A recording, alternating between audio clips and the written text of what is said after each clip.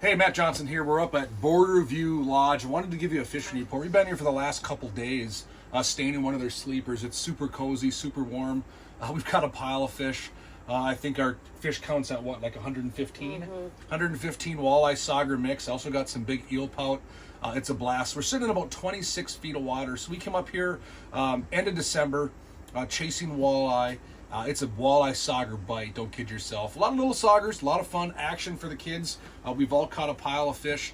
Brody, in fact, this morning hammered a big, like 5-pound walleye. It was an upper 24-incher. We got photos of that as well. Super, super fun. But I wanted to touch on things we're catching our fish on. We talked to a lot of anglers at the bar last night, the bar restaurant, went into the lodge, had a great bite to eat. In fact, I had prime rib. Pretty awesome.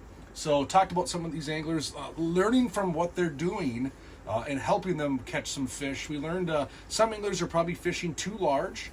I think we oftentimes just think immediately when we're talking walleyes, big baits, big lures. That's not the case. In fact, I'm going to show you what we're catching our fish on. We've downsized quite a bit. Right now I'm working on this line. I'll show you. I'm using an 1/8 ounce Clam Pro Tackle Leech Flutter spoon, and I'll show you my profile. It's not big. This is just a 1/8 ounce lure, and all I'm doing is putting a minnow head in the back end of that. So this is relatively small in profile. So whether I get a sauger to come through, a big walleye, eelpout, perch, we've caught tulipy, anything that swims, we'll take this presentation. And I'm using 5-pound test frost ice line. I got a dead meat rod. You can see that limber sensitive tip, because a lot of times these fish come up and they just kind of mouth it, so I can lift that rod and detect that bite. I got a solid hard backbone, and I got that spool with some 5-pound test metered monofilament line. So I'm gonna drop this back down and try to get on some of these fish. So I'm using that for one setup. I'm doing a double setup. So my second setup is a set line, a dead stick per se. And a lot of anglers, what they do on a dead stick is they want to fish a bobber.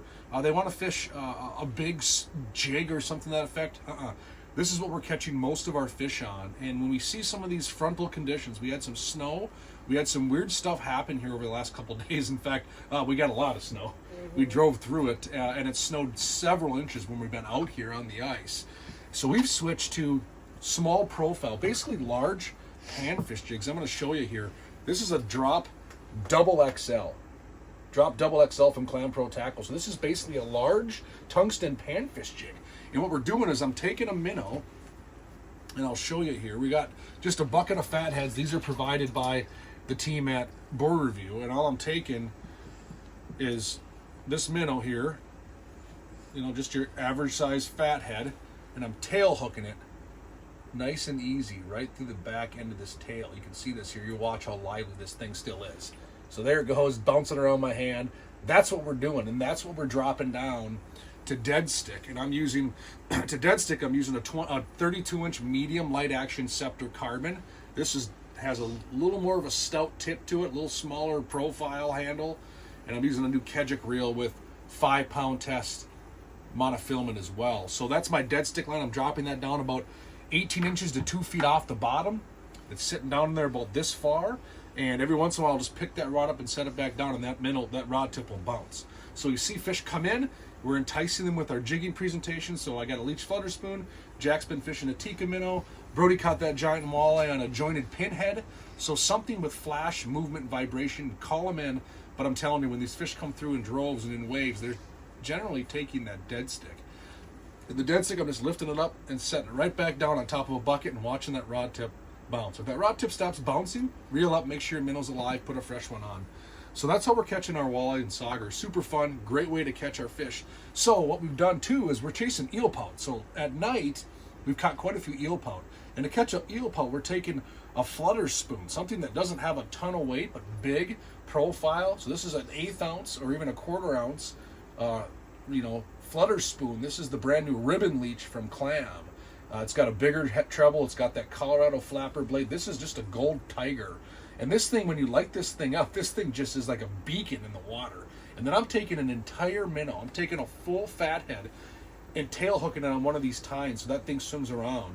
And I'm using a little more stout rod. I got a 34-inch medium action rod. I got 6-pound test line on this one.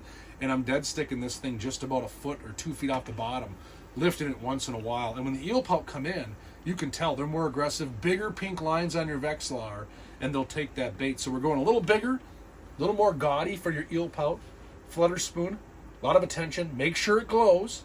Make sure this thing glows, and tail hook a live fathead minnow on there so that thing can move around and swim and dance. So that's kind of our 3-punch approach to catching walleyes, saugers, Ben's marking a fish, and eelpout. So that's how we're catching fish. We're up here on Border View Lodge. We're having a blast. You having fun, Jack? I'm having a lot of fun. Catching pile. Brody, you having fun? I know Brody's having fun. You just caught a 5-pound walleye this morning, so it's been a lot of fun up here.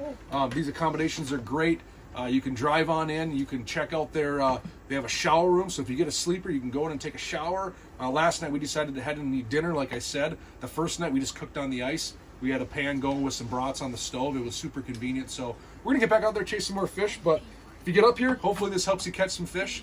Again, 3-punch approach, aggressively jigging a spoon, 1/8 ounce profile to that effect, glow pattern, gold pattern, dead sticking that double XL minnow or that double XL drop. And then if you want the pout, you change it up to a big gaudy, flashy, glow flutter spoon. So get up there, chase some fish, have some fun this winter. Good luck. Hey, we started the morning here at Border View Lodge right away, and Brody got this massive 24.5-inch walleye. What'd you catch it on, dude? I just used a Jointed Pinhead? jointed Pinhead, yellow and orange. Nice, man. Did it fight hard? Yeah. Dude, how's that for waking up in the morning? So Border View Lodge, we're up here in one of their sleepers catching big walleyes. Let's let this one go. Okay, this one's too big. Say bye, Brody. Bye. Bye, buddy. See you later. There he goes. Here we have it, Border View Lodge. Go catch some more walleyes. Hey, Jack Johnson here at Lake of the Woods. Just caught this beautiful walleye down in Border View Lodge, and just a little bit over the slot. So we're gonna release this guy, and just like that, he's gonna live another day. And there he goes. Oh, there he goes. And hopefully he can get a little bigger, but that's it. Nice one, Jack.